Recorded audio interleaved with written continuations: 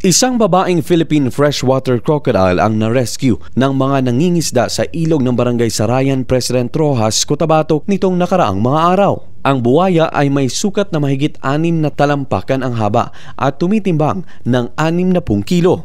Batay sa impormasyon, 5 araw na ito nang mahuli at itinali lang ng lubid ang katawan nito. Katagalan ay iniulat nila ito sa barangay, saka naman humingi ng tulong sa DNR 12 Provincial Environment and Natural Resources Office o PENRO Cotabato para ito ay ma-rescue. Sumailalim sa veterinary assessment ang buwaya sa pangunguna ni Dr. Jessa Del Raimonde at lumalabas na malusog naman ito. Isinailalim ito sa pangangalaga ng USM Wildlife Rescue Center at matapos maobserbahan na nasa kondisyon ang buwaya ay pinakawalan ito sa Ligwasan Marsh sa bahagi ng Kabakan, Cotabato.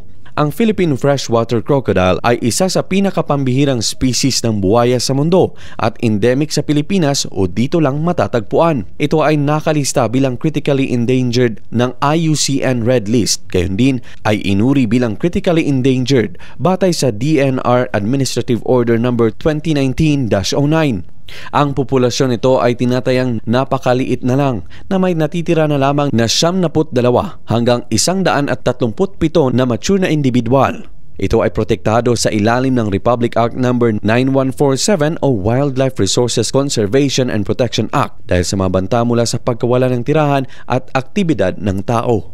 Luigi Alan Tutor, NDBC, Bida Balita.